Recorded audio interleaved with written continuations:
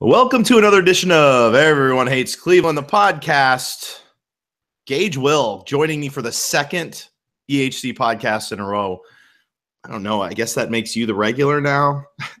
Yes, I feel like we're the rebels against Jeff Nomina taking over the entire YouTube channel. That's what I feel like right now. I'm just booting Hattery out of his spot. Hattery hasn't mentioned podcasting in a while. The only time he mentions it's when I'm driving to North Carolina. I think there's a plot afoot. No, Mike will be on these. We got Mike and I always do these preseason positional things, and once everything gets squared away, which we're going to talk about here in a second, because there's as I guess slow as the hot stove season tends to be in November. The Indians, of course, have a ton of stuff going on. Kind of behind the scenes, more or less, other than a couple of signings that we're going to get into right now. While I need to talk about Brantley because my 13-minute rant when I was talking to myself wasn't enough, I do want to start off with Carlos Santana. The Indians offered him the qualifying offer, $17.5 million. Gage, I'm going to let you ramble on about this because you and I both know these don't tend to get picked up, but they can, but they don't tend to. And this is a weird market for first baseman, but it does seem to me that Carlos Santana is going to be one of those, I don't want to say upper tier, that might not be the right word, but maybe an upper tier guy this year. It looks like he's probably going to get somewhere around 17.5 per from somebody, because you have to imagine that some of these clubs with some money might go after him, including a team like maybe the Yankees. What are the chances that Carlos Santana picks up this qualifying offer and giving the Indians a chance over this next year to maybe sign him long term?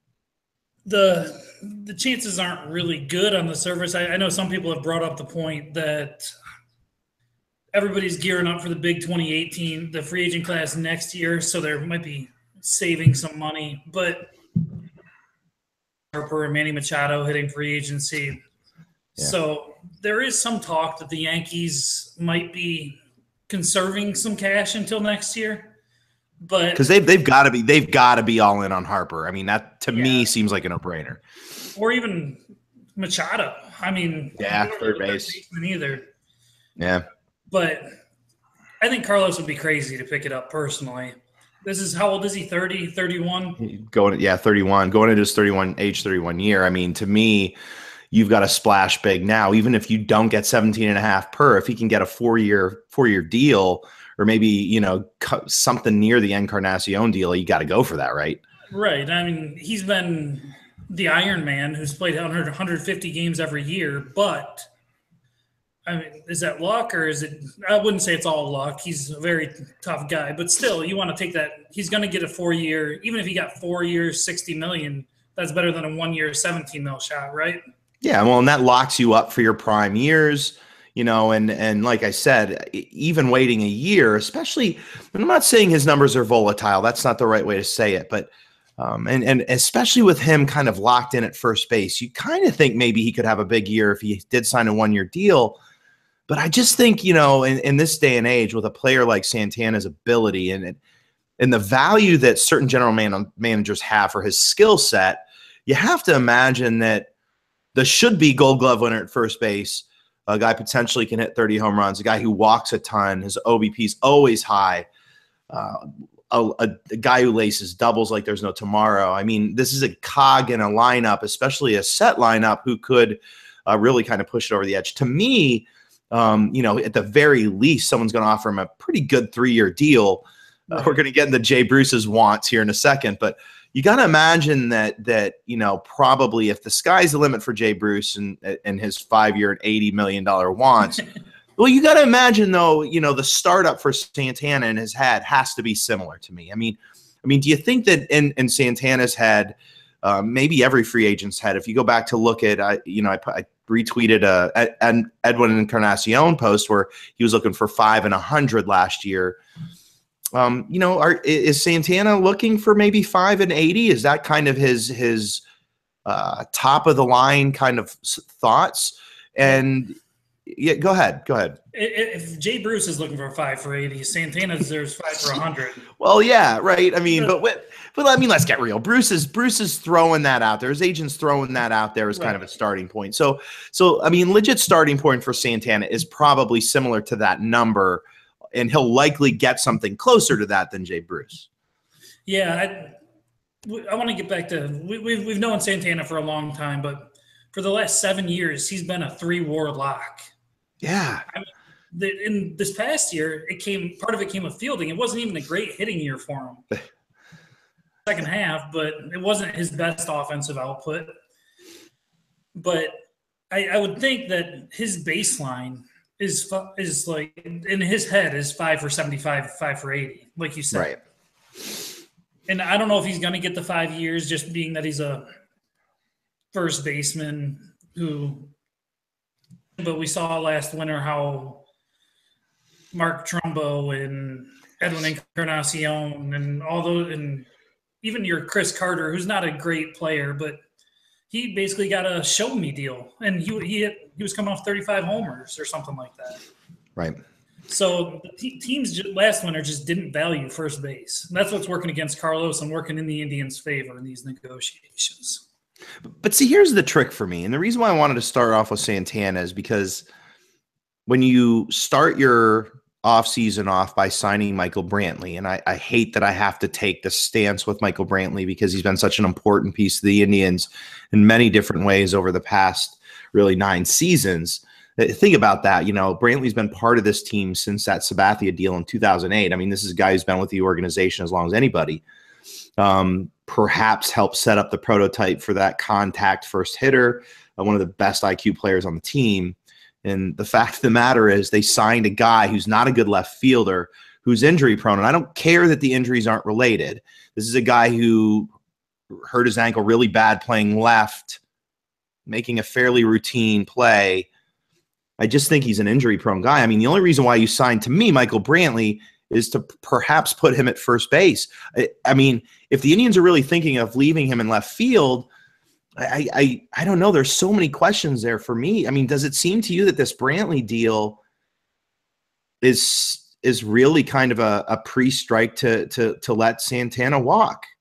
I mean, it seems to be set up, especially since they offered him the qualifying offer. I mean, they had to offer him the qualifying offer first thing. You can't. You can't be upset if he takes it. You're not upset if he takes it, and if he ends up walking, you get a draft pick.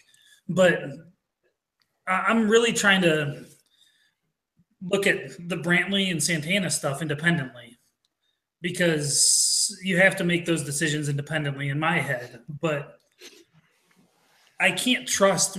I guess it's $12 million. So they're looking at $12 million on a guy who's 3 years removed from being one of the best hitters in the game, I guess. And I know you said the injuries aren't related. It's well, I'm saying that. I'm not thinking that. I'm saying that because this is the take. I think that most fans, when you look at Michael Brantley and you look at Carlos Santana, I think the take you're going to get with Carlos Santana.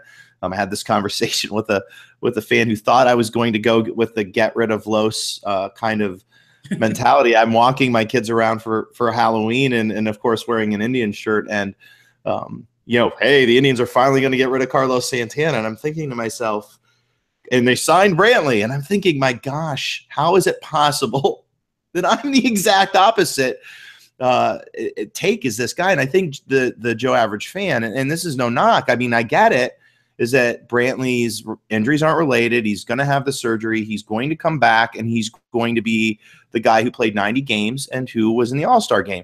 And I can see the point. It's not true, but I can see the point.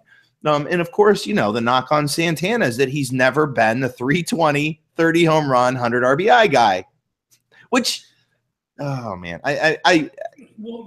you haven't seen me on this podcast ranting yet. I'm getting myself really close to it. So I'm going to stop and let you talk for a while. I'm going to mute my mic and I'm going to drink my beer and I'm going to let you take over, because if not, it's going to be ugly. Well, getting to the Brantley stuff, here's what I don't understand about picking up. I don't want to get into this completely because, like you said, I love Michael Brantley. I like what he did for the Tribe, but it just seems so obvious that the option was a no-go to me. And just because his offensive ceiling feels like he's a singles and doubles guy now. And that's what a lot of fans see is that batting average, which is fine, but I don't think he's the Michael Brantley that can hit 20 home runs anymore. No, and that power is what made him, in my opinion, an elite offensive player. Right. And did you see that power last year? Maybe one little flash in the middle of the summer? Yeah, there was that 2-week span, I think, where we started to see it a little bit. And I remember making a comment, if he doesn't get hurt, it looks like maybe he's found it again. And, of course, gone. And he's a fun hitter to root for, too, because he doesn't strike out. He works counts. He's not a huge walk guy, but he makes pitchers work to get him out. So it's easy for fans to pull for him. Sure. But he's just that high singles type hitter to me. And that just doesn't have a great ceiling to provide surplus value on that $12 million option. Right. And then you get to the Santana stuff, who is a huge ISO, like huge isolated power guy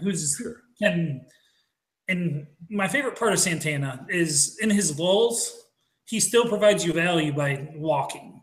He'll go through that month stretch where he can't get a hit, it seems like, but he still gets on base. He's a 90-walk guy every season. I mean, that's invaluable in the middle of the lineup because everybody's going to slump. So I'm really hoping. Go ahead, Jim. No, I just think, and I think the one piece to all this is we keep hearing, and to kind of move into another direction with this, we keep hearing about the locker room guys, and we keep hearing about Francona, of course, and Michael Brantley, of course, and not a lot of discussion. I really get kind of fired up when we don't hear these different levels of Carlos Santana, because the one thing I'm positive of, and if you follow Carlos Santana on Twitter, and if you follow Carlos Santana at all, is it seems to me, just based on things that I've heard and things that I've seen, that Carlos Santana is a really important piece to this locker room. I mean, let's not forget that Carlos Santana was a catcher for a while. He did gain rapport with pitchers. This is a guy who chose to play third base out of nowhere, and I know he played a little bit. I know the Indians are clearly high on a guy playing a few games of a position in the minor leagues, because Michael Brantley is a first baseman, according to, well, I don't even want to go there, but I mean, and he kind of got knocked on that because he wasn't very good. And go figure, he tried to figure out on the fly at the major league level how to play third base. But you got to appreciate a guy who wanted to play third base at the major league level, probably knowing what was going to happen there. He wants to stay in the game, doesn't want to be a DH. He goes to first base. He plays left field when they ask without hesitation. This is a guy who does everything they ask him to do. And he gets knocked on occasion for not trying hard. And I mean, if you go back 2 years, Francona was talking about effort. And then we find out a day later, after Francona was ripping on his effort, that he had a bad back almost the whole entire season. This is a guy who doesn't complain, and to me, has the locker room. Losing a guy like Santana, to me, is a big deal on so many different levels, because he's the glue on offense, and you cannot deny that. You mentioned the amount of games this guy plays year after year after year. Concussions, everything that this guy's gone through. He comes back on a dime, plays 130-plus games every single year, plays multiple positions when asked, and does everything in the locker room that everybody always talks about with other players, but we see it with our own eyes with Carlos Santana, and nobody talks about that. So losing Santana, to me, is a huge deal, and especially, I want to get into this Kipnis stuff too. You sign a guy like Brantley, who's not really been around the past 2 years, other than sitting around trying to get healthy. You start messing with some things that I don't know that the Indians want to be messing with. And I want to mention this too. Remember in spring training when Francona solicited input on his lineup from two guys, Jason Kipnis and Michael Brantley? Yeah. I still go back to that. Where is Carlos Santana? He's the guy that has been a staple in the lineup as long as those two have. Think about all the places that they've moved him in this lineup. Yes. I mean, he's been the cleanup hitter. He's hit first. He's hit sixth. They bumped him to seventh. And he never, ever complains. Now, let's talk about, I mean, you hear rumblings about them asking Brantley to play first last year, and he didn't want to. I mean, Jason Kipnis is Jason Kipnis, but, I mean, even Kipnis, maybe a little crotchety, but he still moves around in positions. And I understand talking to those two guys, but you're right. I mean, Santana, again, who's been there longer? And this is a guy who produces every single year. So we get into the loyalty card with Brantley and giving him that option. If there's anybody on this club that deserves loyalty, it's number 41. Yeah, exactly. And I guess maybe that's the whole point of all this is everything you can say about Brantley, you absolutely positively can say about Carlos Santana. So it's going to be an interesting, I think, month or so as we kind of watch and see how this plays out. You know, is it one of those situations where maybe, I mean, is there a chance? And we hear this so many times with Carlos Santana or with other players, and it never pans out. Is it possible that Santana wants to stay? And is it possible that maybe nudge, nudge, wink, wink, the Indians are saying, you sign this 1-year deal and we'll give you your 3-year deal at the end? Is it possible? I don't know. I've heard, I mean, I don't want to get into he said stuff, but Santana loves Cleveland. Santana, but I want to make a note too. I believe he hired new representation last year. Yeah, I did. So that, for me, that doesn't bode well in the, hey, staying here, I want to give you a hometown discount department. I mean, if you're hiring new representation, you're trying to maximize your value, right? That's what it seems like to me. And I think, I want to say it happened around the same time that the Encarnacion deal went through. And it's, I remember, you try not to correlate these things. I remember thinking to myself, is this like Santana trying to say, I don't really want my deal to fall as much as Encarnacion's did. And then, I mean, Encarnacion got a great deal. I mean, I'm kind of mincing words, but again, like Jay Bruce, he started way high and it ended up coming down a little bit so the Indians could afford him. All right. So Carlos Santana and Michael Brantley notwithstanding, I think one of the most interesting pieces to me, Gage, is that I think one of the most interesting statements to me is when Antonetti, the front office, alluded to Jason Kipnis and not really knowing what they were going to be doing with him moving forward. So, I mean, is he – at the end of the day, I think, some of us are kind of harsh with him at second base. The realities of Jason Kipnis is healthy. Jason Kipnis is a lock 4 to 5 WAR guy.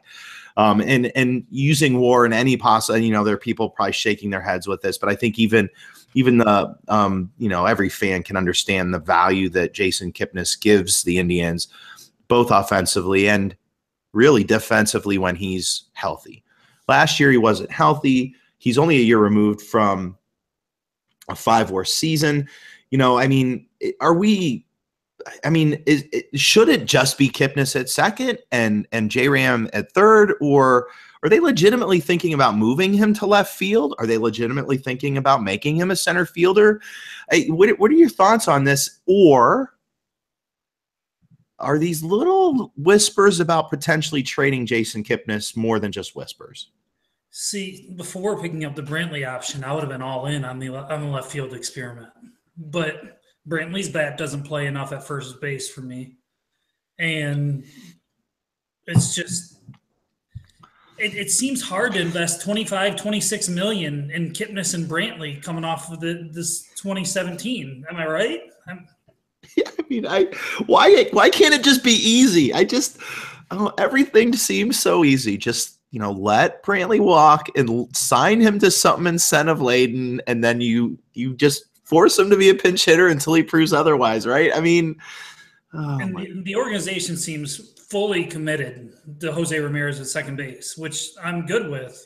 Right. But you got to find something with Kipnis. And I honestly think that people in Cleveland tend to – I've been more than harsh on Kipnis in the past, over 2017, maybe too harsh at times. But I think the reality is there is still some value there. It's just not a whole lot of surplus value with this contract. And so, I mean, this is where the trade to me comes in. I mean, he's obviously on a down year, but there's still – obviously 1 year removed from a fantastic season. Is there trade value there? Is it silly to sell him now when it's obviously a sell low? I think he has more value to the big market teams that can stomach. The Indians make a living on surplus value on contracts because I mean, they've climbed the payroll the past couple of years, and kudos to the Dolans for that. But they still have to make their buck on getting Corey Kluber type. No, there's no contract like that in baseball, but that's a perfect example of he is maybe the best value contract in baseball, and that's why he's a good fit on the Indian for what they want to do. And Kipnis making, I don't know the exact figure, 13 million or something like that in this year. Yeah, I think it's either 13.5 this year and 14.5 next year, or 14.5 next year and 15. I can't remember the exact numbers. But even if you're saying he's a 3-WAR guy, which is probably a good estimate at this point, that's just not a whole lot of bang for your buck on that. Whereas the Yankees can say, oh, hey, I'm not saying trade him to the Yankees, but I'm just using a big market team as an example here. They can say, oh, hey, we can afford to pay him this, and he can give us 2 to 3 WAR, and we'll be happy with it and go, Right. Well, and they do have surplus. I mean, they do have surplus talent in that system of theirs. So, I mean, the Yankees to me are these major players kind of in the market this year because obviously they have a surplus of talent and tons of money. And I know they're not going to spend a lot of money because obviously they've got some big contracts that are coming off the books at the end of next year. But it does seem to me that the Yankees are going to be one of those teams that are players, as are the Red Sox, as probably are the Cubs, just because that's who they are. And like you were saying, 13.5 for Kipnis this year, 14.5 next year. Wow. I think in the grand scheme of Major League Baseball, that's a great contract for anybody, including the Indians. At the same time, the margin for error, as you said, that 3-WAR potential, maybe more. That's a real fine line. And if he gets hurt, he plays hard. If he gets hurt, it just seems the older he gets, the more likely that's going to happen. And if it's second base, they can't protect him. So I don't know. That's the interesting. So percentage wise, where do you, what's your percent chance he's playing left? With Brantley now, 5%. I'm not real. Maybe even lower. I'm not very confident that anybody but Michael Brantley will be out there. But then again, I'm not confident Brantley is going to be ready for day one. Well, see, that's injury. Well, and this could be. And I will say this about Tito Francona. And listen, I mean, Terry Francona is one of the 5 best managers in baseball, depending on how you look at it. He does manipulate injuries very well, and we could ETA Michael Brantley right now. I think if you say any time before May, you're wishful thinking. But is it possible that we get a scenario where they're counting on Brantley not being back until May, using Kipnis in left, putting Ramirez at second, doing something at third base, which we'll get to in a second? Is this kind of maybe what they're thinking? That's kind of the thought I've been sketching out in my head is if Brantley's not ready, Kipnis can naturally go out in left field because I was one of the biggest advocates against him playing center field, and his arm is just not good in the outfield. That was why he got moved to second base in the first place. But he didn't have terrible – we'll face it, there were a couple really bad ones in center field, but that's center field. Left field in Cleveland is not a really difficult outfield spot to play. I wasn't that discouraged by his effort out there. I'll just say it that way. No, I mean, he covered more ground than he thought he could. That to me makes him potentially a solid left fielder. I think the arm plays decent out there, and he does have experience. I mean, he definitely. He definitely needs some time in the outfield. I'll leave it at that. I do think that his game plays out in left. But I mean, I guess, Zimmer's the obvious lock to me in center. I mean, he's starting the year in center field, right? Yep. And then you got Chisenhall, who seems like a lock for right field, barring anything big and hot stove. Yeah. And I mean, and you've got Geyer, of course, coming back, and he'll be healthy. Yeah. And you've got to assume that the normal candidates that we've been talking about, now you've got Greg Allen in the mix as well. You got Almonte, of course. I guess then the question becomes, let's kind of take care of this, these kind of side talks. Like, is there any chance that Austin Jackson is back with this club, or is a center fielder, left fielder candidate with the offensive year he had too valuable to sign to a 1-year deal in his eyes. I mean, is Austin Jackson in line for maybe a 2 or 3 year deal outside of Cleveland? I've had him pegged as a 2-year, $17 million sign somewhere, even though the Indians did a good job of masking him in a way last year, putting him in position to be successful by not playing him every day. And yeah, got to give Francona credit there. Francona, yeah, Francona was fantastic in his usage of Austin Jackson in the regular season, but I think there is enough outfield needy teams out there to take a 2-year, $17 million shot on a 30-year-old Austin Jackson. Yeah. I believe he's 30. I want to compare him to Rajai Davis, but I mean, Rajai Davis is 37. I mean, they're not even in the same playing field. I mean, Austin Jackson, I guess just looking at him from far away, I mean, without really paying much attention to his past 3 seasons prior to signing with Cleveland, I mean, 30-year-old guy who had a pretty good year. The right team gets him. Who knows if they use him right, what he can produce. But man, good luck if they're going to use him every day in center.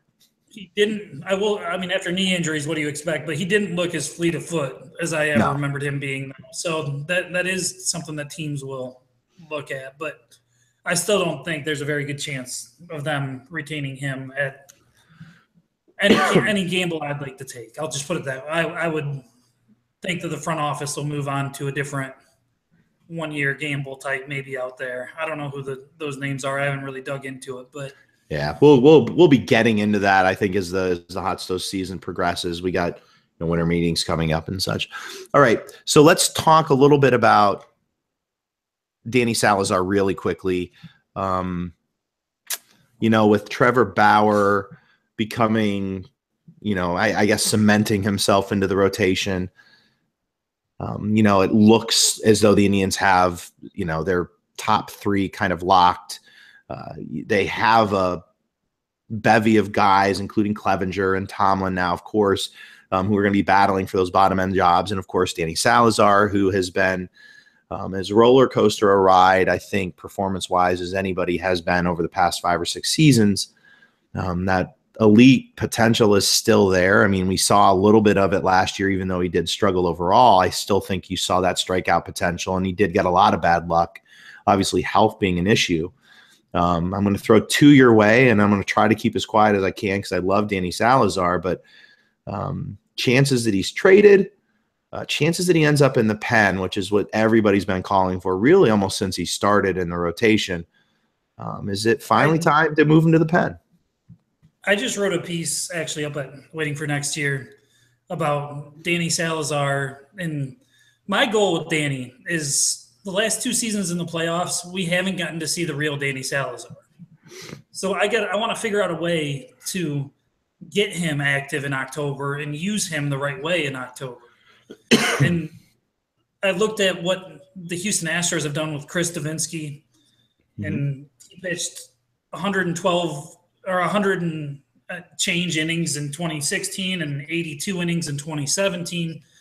That's kind of the mold I'd like to see him use Salazar in, a middle of the game 2-inning relief guy. If you got a 4-4 game or something like that, and you don't want to go to Miller or Allen just yet. And that's one of the other – I love Danny Salazar, the starter, but I don't know if that's in the cards with his arm and his elbow. And the Indians have 5 guys that they can throw out there in the rotation and not be nervous about. But it sort of feels like to me and I'm just trying to read the Indians and how they've handled him over the past 2 seasons. It sort of feels like to me that Danny Salazar, when he gets hurt, that his getting hurt is a lot different than, say, a Trevor Bauer, who never gets hurt. But see if you can understand where I'm going with this. That there are times when Danny Salazar is legit hurt and they have to do something with him. And then there's some times where something feels tweaked or something doesn't feel right. And he himself maybe either alters the way he's pitching, or he himself perhaps is saying or doing some things to not potentially pitch. And this is just speculation. I love Danny Salazar. The talent is fantastic. And he's always been, I covered him when he was way back in the day when he was in Kinston. He's just one of my guys. Does it seem to you, though, that maybe there's a tolerance issue? And you can take that word at whatever angle you want to. But do you think that maybe the issues that the Indians have had with him over the past 2 years, and it seems like they're annoyed with him all the time, is that he just doesn't have the kind of tolerance that you need to have as a starting pitcher in a Major League Baseball season? I want to hit on your first point about him pitching differently. I'm not a pitching guru by any means. I study these figures we get from Brooks Baseball and Baseball Prospectus. I just take looks and just a casual eye looking at him. But his vertical release point is all over the map. I mean, it's insane. This is kind of where, yeah, this is where I was starting there. Yeah, I mean, it looks like there are just seismic shifts throughout the graph. So there is something different in his delivery. It's getting that consistent. I heard Mickey Callaway harp on it all the time, but getting that consistency, that motion, that and getting to your other point, Danny Salazar, it seems like there's a little bit of like adversarial nature between both ways, not only with the Indians towards him, but I think he might be, I mean, this is pure unadulterated speculation, but I think he's a little upset that he's never seen that extension money, that he's still wandering through the arbitration. And I know he hasn't been healthy, but I think that there's a little play both ways there. That I'll just, like I said, pure speculation. But yeah, there's something. I mean, it's insane. I mean, by the way, if you haven't read Gage's piece, make sure you do that. It is an interesting look. I think. Let me throw something else to you too. Could you ever see the Indians, and they played around with this, a little after the summer, a little after the midpoint of the year, with a 6-man rotation, perhaps, but throwing your top guys every fifth day. Could you see a scenario where the Indians, with their multitude of guys, and you probably have a guy like Shane Bieber moving into the mix this year, and you still have a guy like Morimondo, with all of these guys that are probably not ever going to be, 1, 2, or 3 guys in the Major League system, or in a Major League rotation? Could you see the Indians utilizing maybe a 6-man rotation if they decide to keep Salazar in the rotation, to maybe keep some of those innings down on him, and maybe even get a guy like Clevenger a little more fresh heading into the playoffs, getting a Salazar a little more fresh? Or do you really think that the Indians are going to bump him to the bullpen? Because it's certainly, I mean, that's kind of the side I'm at. But could they get creative? It seems like Francona is willing to get creative occasionally with the rotation. They could, but I think it'd be really hard with the guys that you have in the rotation. With Corey Kluber, who repeatedly states that he likes going on normal rest, and Trevor Bauer, who wants to pitch every second day or whatever it is. It'd just be really hard to work that with those two guys. That you had that conversation with Trevor Bauer coming off a career year. You tell him that he's getting knocked back a day or two. Oh, no, sorry, Carl Willis can tell him that. Carl Willis. Oh, man. You please don't mention that. God. How do you – I'm muting again. So, I mean, you're egging me on purpose. You can always count on Jason Beret. Oh wait, I mean, come on, man. Scott Atchison. Well, I've heard good things about Atchison, so I'm gonna trust Michael Hattery on this one, but I'm still a little hesitant. I mean, I'm sorry, maybe it's just because I remember Atchison pitching, but okay. Let's move on. Let's move on quick. Jim, I wanted to ask you real quick. Third base is the other big one. Third base. You probably already know where I'm going to go with this, but go ahead. Ask. I mean, Gio or Yandi Diaz. That's what it's going to be. I mean, if you're legitimately looking to upgrade the position, I mean, we got to see Giovanni Urshela last year for an extended period of time in the most crucial of situations. And I think you saw what the Indians have been really fretting about him offensively over the length of him being with the Cleveland Indians. And that's a psyche that struggles with new and struggles with change and struggles with stressful situations. He always seems, they've tried to fix his swing multiple times and he always reverts back to the same swing that we were seeing really all of last year. It got to the point where offensively they weren't really tweaking his swing at all. If you go back 2 years to when he debuted with the Indians and you look at his swing there, it's the best it's ever looked. If you look at it today, it looks exactly the way it looked when I saw him playing way back in the Kinston, Carolina days. So, and then defensively, you can see sort of how the stress of the playoffs weighed on him to the point where he made some crucial errors, really bad time that really affected the team. So I think we saw the Giovanni Urshela experiment in a stressful full-time situation. Now, Yandi Diaz is another story. We got to see him in September baseball. Now, granted, they weren't really stressed out. They were in the middle of winning 22 games, but Yandi Diaz got a majority of the time in September. I really thought he was going to make the roster, and he didn't because of a variety of reasons that I don't want to talk about right now. Thanks, Michael Brantley. Thanks, Ani Chisenhall, for playing when you shouldn't have been. That's beside the point. But I think Yandi Diaz, and you can talk launch angle all you want. You can talk beating the ball into the ground all you want, but this is a guy who continually, once he figures things out, is successful. And I'm sorry, he's a smart player as well, and I think offensively you're going to see if he gets a long period of time, he'll figure things out, and you'll start to see power, and you'll start to see everything that you need to see from a guy who looks like the Incredible Hulk. Defensively, I'll say it once, I'll say it twice, I'll say it 3 times. He is above average defensively at third base. Anybody, including Tito Francona, who says differently just doesn't know what they're talking about. And I'm not saying I know more than Tito Francona. I don't know what he was speaking about at the beginning of the season. This is a guy who at every single level, including at the major league level, once he got his footing, has performed exceedingly well at the position. I was going to say, go ahead. We saw him using the eye test, and he didn't play enough third base for the defensive numbers to matter at all, really. So I didn't even pay attention to those. But using the eye test, he totally can man that position. I didn't know where those remarks came from. I had never really seen him play the field before this major league season, and he was especially good going to his left. Well, he's got the quick twitch, is what you're looking for at third base, and he's clearly got that. It's one of those things where you wonder, any major league manager, you wonder how much they do pay attention to the minor league system. And when you hear a guy talk about having to learn to play third base when he only played the outfield in Columbus for a brief period of time, you wonder if it's just one of those things where Francona really didn't pay much attention to Yandi Diaz because he was so focused on the major league team. Not really sure. Take that however you want to. But whenever you see a guy who I watched play third base for 2 full seasons, winning the best at the position in both leagues, when a guy says he's got to learn how to play third here, it really makes me wonder if he knows what he had. And it does seem like he figured it out by the end of the season. So I don't know. What's your take on this? Because, listen, anybody who's watching this is going to hear me talk about Yandi Diaz, and they're going to go, here goes Jim again. Now we're going to hear about Greg Allen next.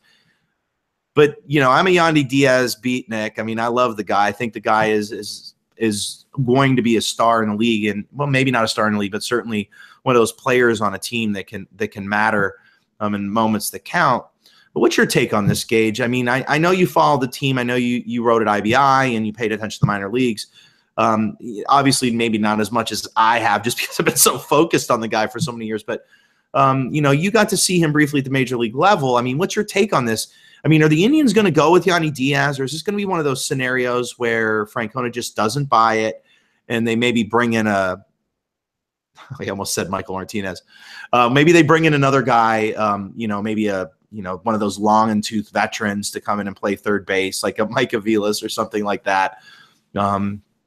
Is Yandi Diaz ever going to get a shot? I think you have the perfect team to give him a half a season to try and hit.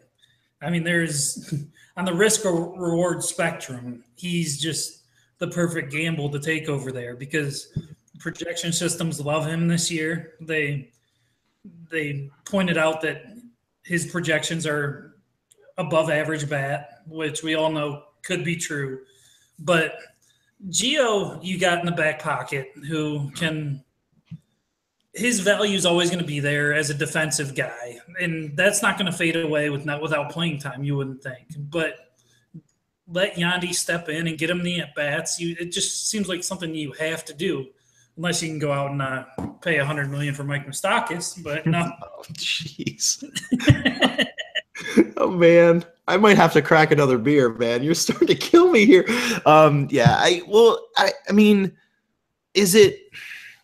You know, they've obviously value Eric Gonzalez high. I mean, how's he going to play into the mix here? I mean, do you think that the Gio experiment, as we're looking at it as an experiment, truly was an experiment, or is Giovanni Urshela the? I mean, it's hard to evaluate how the field management team like assesses these guys. And you know, obviously, yeah, at the end of the year, they valued Eric Gonzalez as more important because of his versatility. And they obviously valued the defense of Gio Urshela over the potential offense of Yandi Diaz. I mean, what do you think the evaluation process here? Is it one of those things where Yandi's just not a Tito guy? I mean, is it possible that Gio, I mean, he's always spoken high. The same conversation where he was talking about Yandi being a bad defender, he came back and said, Gio's been doing everything I asked him to do. And of course, he knew of Gio Urshela from 2015. And obviously, Eric Gonzalez, he looks in the mirror at Eric Gonzalez, maybe standing in the background, and you know who he sees. I'm just, Michael you know Lewis, who he sees. Michael Martinez. I just, no. Yes. And I like Eric Gonzalez better than those guys. I mean, if they're going to use somebody. Mike Aviles, like, I mean, are we just setting ourselves up? Or maybe it's me. Am I going to have one of these podcasts with you in 3 months where I'm literally throwing things through the window? I'm not going to read into Gio playing in October because I have a running theory that was a contingent upon Jason Kipnis in center field. I think they said we're going to punt defense here and we're going to grab defense here. And just because of how they value Gio, I think if Zimmer's healthy, then maybe Yandi's at third base. That's my tinfoil hat.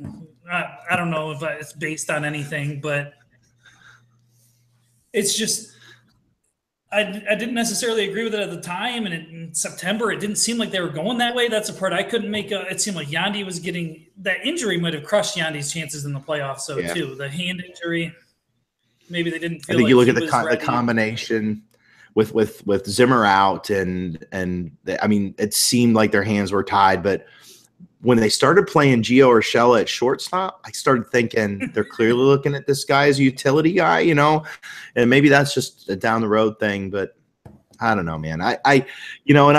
We don't know much. We're sitting here in mid-November. We really don't know where this is going to go, but you know, we are a couple of weeks away from the winter meeting. So I'm sure some stuff is going to start to happen. I know whenever this inevitable news of Carlos Santana comes down the pipe, I know where everybody at WFNY is going to go, and it's just going to be ugly. It's just going to be ugly. So maybe they'll surprise us because they have done that in years past.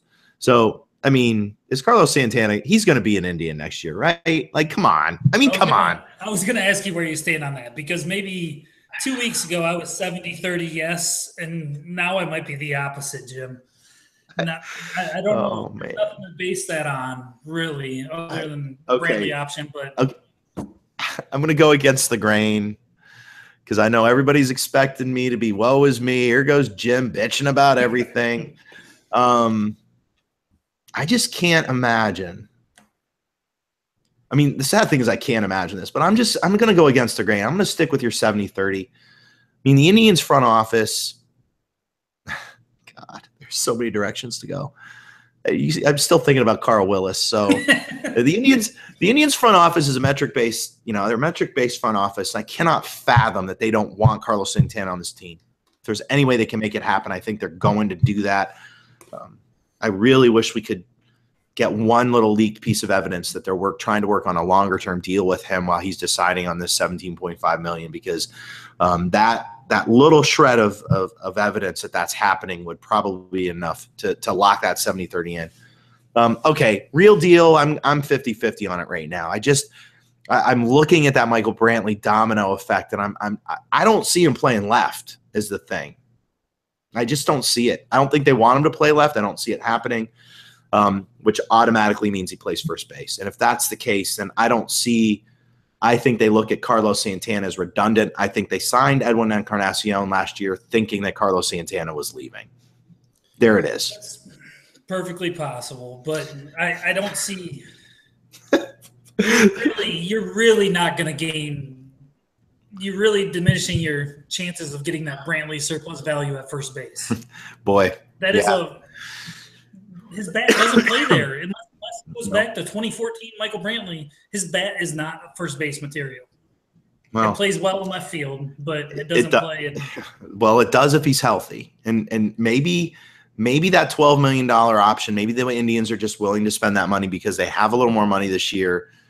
Maybe they're going to put Brantley in their back pocket, looking at him as a pinch hitter, because I think, and don't take this the wrong way, people who are listening to this, I'm not calling Michael Brantley a pinch hitter. I don't think.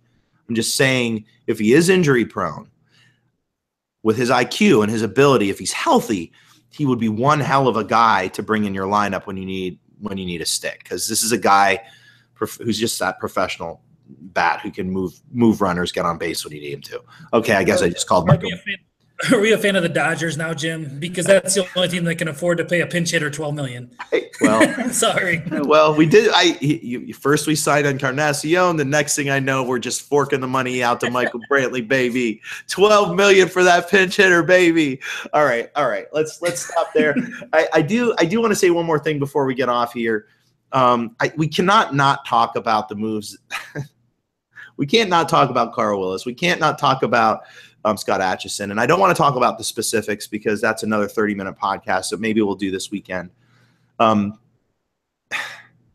you confounded by this? Because it seems to me that this really brilliant front office, that's been a really brilliant front office since 1987, since Hank Peters took over. I mean, you're looking at a run of 30 years where they've hired the best. And I'm not talking about on the field, because there's, that's been kind of a buildup, and their on the field management team has been fine. And Terry Francona, again, as much as I hammer the guy, I mean, come on, it's Terry Francona. But what in land's hell is happening with this disconnect between a front office that's really in many ways brilliant, hiring people that I don't think mesh with the way that they think? And is it on purpose? I mean, I'm trying to figure out a sensible way to kind of make this work in my head, because it doesn't fit to me. Does Terry Francona hold the kind of weight, maybe with ownership and maybe even with Antonetti, that it's okay that the on the field maybe doesn't mesh with what the front office is looking for? Or am I completely off base here? Are we all completely off base here? Is the front office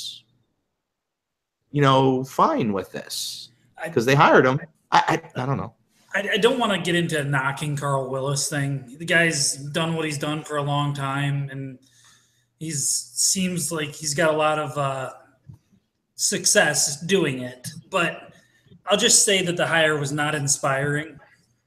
That's the best way I can put it. And it doesn't really, like you said, mesh with the metric side as much. But I just question who's in the driver's seat of this and who should be. I don't even know who should be in the driver's seat. It's an internal discussion that they've had, I'm sure. But it doesn't seem like Chris Antonetti and Mike Chernoff are the ones hiring Carl Willis. And maybe that's okay. And maybe the manager should have that decision. But does that come to a head at some point? I don't know. And then on the flip side, what I've heard about Scott Atchison is that the reason they put him in that role is because he's very analytically minded. And it just seemed like well, this is what it's hard to decipher between a guy like Atchison, who we know is a Francona guy. I mean, obviously, the relationship is solid between the two, and that's fine. It's clear to me, and to be fair, Carl Willis really probably is more of an Antonetti guy than a Francona guy, although the Boston connection is there, the John Farrell connection is there. This isn't a guy that unless I'm missing something, I don't think Carl Willis and Francona have crossed paths specifically on a team. I mean, obviously they know of each other for a variety of reasons, but am Am I undervaluing Carl Willis? I mean, he has been successful at Boston, and I know the Brian Bannister piece to that. Bannister, fantastic mind, obviously metric-minded guy who almost everybody in Boston is commending for bringing up guys like Pomerantz, and the list goes on and on. But, I mean, are we undervaluing Willis? Is there more to this guy than meets the eye? I mean, is it a guy maybe who understands that you have to be okay with metrics? Because clearly Callaway, whatever you think about him, and, I mean, obviously there's, lots of people who just think he's the best ever, and I'm one of those guys. I mean, obviously the guy's a great pitching coach. I think he's going to do well in New York, to be honest with you. He commanded metrics. I mean, he certainly encapsulated metrics, and while I think he overvalued how much he had control over that, I do think that he did value metrics and listened to him and analyzed all the paperwork that was given to him. I don't see Willis doing that, but am I undervaluing that? Is it possible that Willis has lasted this long because he does embrace metrics, at least understanding that there's going to be someone in the system that helps him steer the ship? I will say that I've been kind of harsh in that regard, because everything I've read about Carl Willis is that he is open to metrics. He just doesn't know. He's been very upfront about that. He doesn't understand them, but he's open to their input. That's basically the vibe that I get from all of his quotes over with the Red Sox over the past couple of years. And like you said, they brought in a brilliant mind, and Brian Bannister, who basically Willis credits with kind of eking him along in that department. So maybe we are being a little harsh, and that there is somebody in that Indians staff that can steer that ship. Maybe an Atchison, I don't know, but he's busy in the bullpen himself. But I would agree that maybe I've been a little harsh on the whole Willis thing. It just didn't mesh with the decisions that you would expect this front office to make. I almost expected another Mickey Callaway type out of somewhere. Well, and that's the direction a lot of really smart teams are going in. I mean, I just don't know the dance between the starting rotation and the bullpen with the coaching staff. I mean, I know that, I've heard, little rumors here and there that maybe Callaway didn't get along with the staff, and I'm fine with that. I mean, I don't think you have to be effective. You have to be a pal to be effective. I mean, Mickey Callaway changed Corey Kluber with Ruben Niebla, and maybe Niebla is the guy that we're not really given enough credit here. Is it perhaps one of those things where Niebla has been such a foundational guy because he was there right along with Callaway, and that shift in maybe the way that Corey Kluber thought about his pitching, the one day that changed it all for Corey Kluber. I mean, obviously Corey Kluber changed it all, but Callaway and Niebla were obviously a major factor in just the way he pitched. Maybe Niebla is the guy we're not giving enough credit to. Maybe him behind the scenes is just as important as, say, Carl Willis on the scene. Maybe, and I think it's really hard to value how important a pitching coach is. There are certain guys like Corey Kluber and Trevor Bauer who at this point in their career, they don't need a freaking pitching coach. I mean, it helps. I shouldn't say they don't need one, but on the spectrum of they're going to think for themselves quite a bit. Trevor Bauer is going to go through the numbers and look at the heat maps for each hitter, and he's going to attack them his own way, whether Carl Willis tells him to or not. Yeah. And well, I mean, but then you get into the Carlos Carrasco type, whose career was basically changed by Kevin Cash, Mickey Callaway. I don't know where the credit goes on that one, but I know Cash gets undervalued in that too.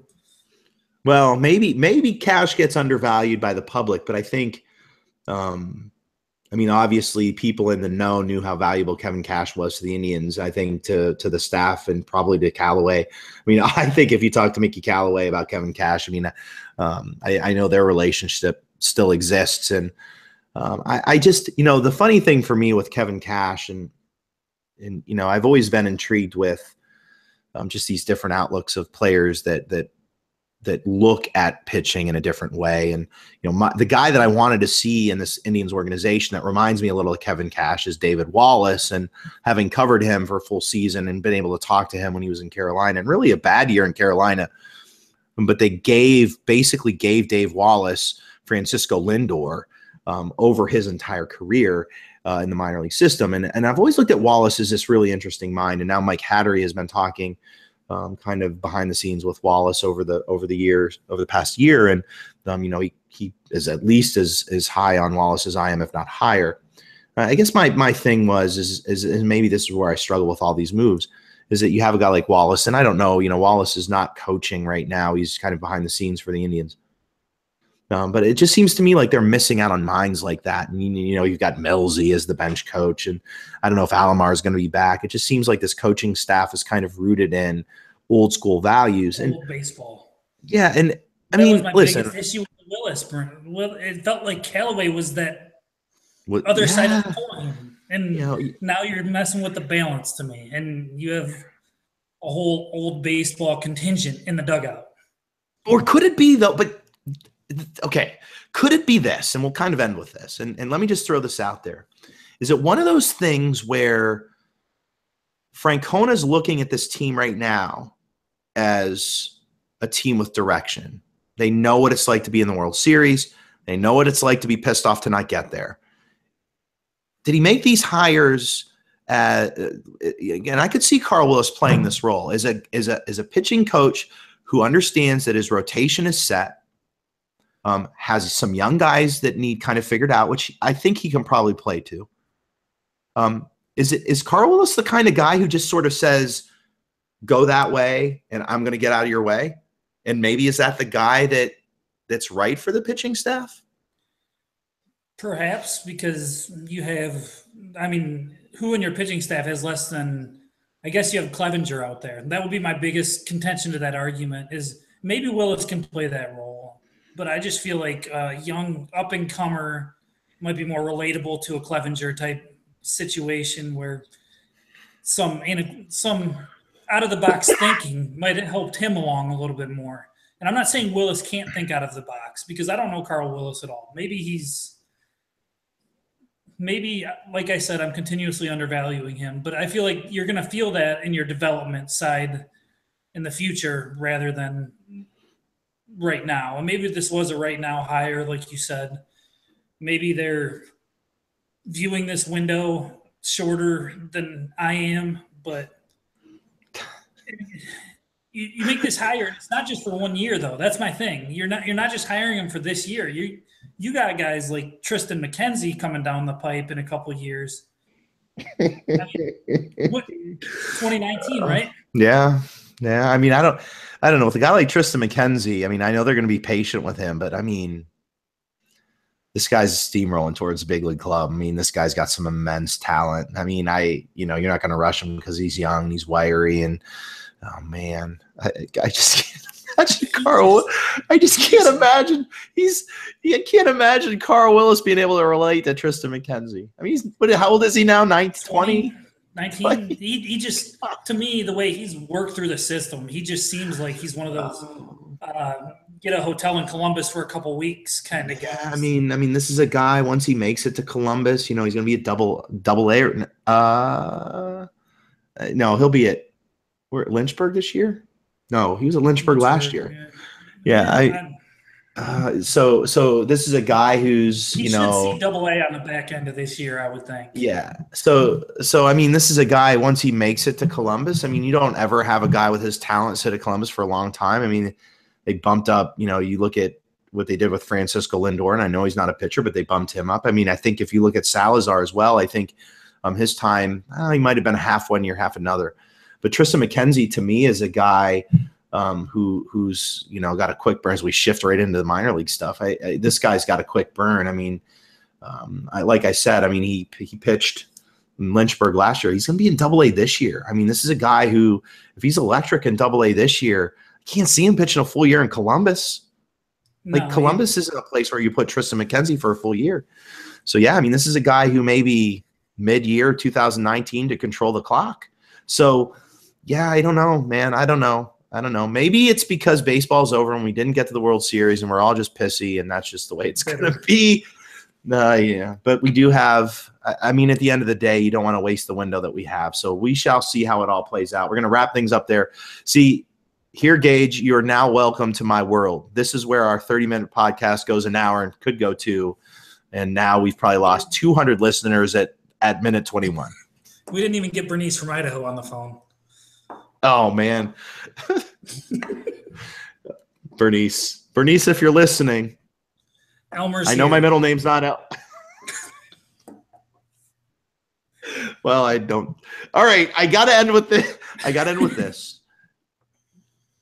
Do you have anything coming out soon? I know we've got a gambit of stuff coming out. Other than this fantastic podcast that'll be posted later tonight, what do you got? What do you got on the back burner for maybe early next week? We're just going to be touching on some free agent type stuff. I'm going to focus in on some low cost reliever types that might be minor league contract flyer, something maybe even not minor league contract, but just some guys like a Boone Logan that could be that kind of signing this year. So I'm going to be working on that. That should be out in the beginning of next week.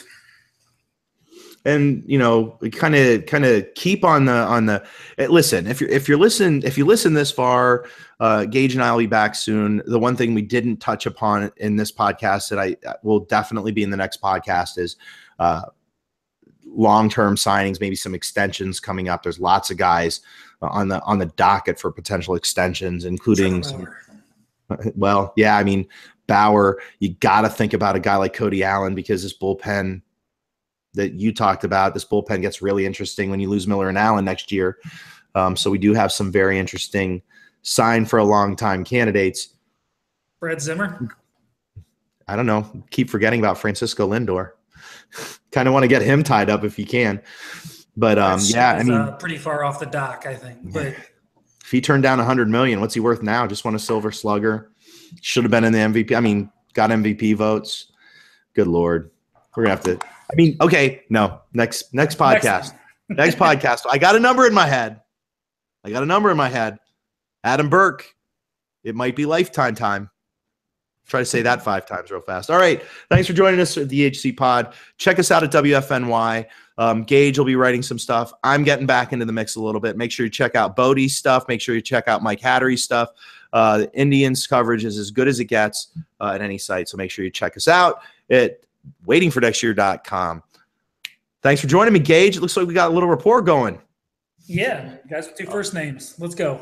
There we go. On to the next.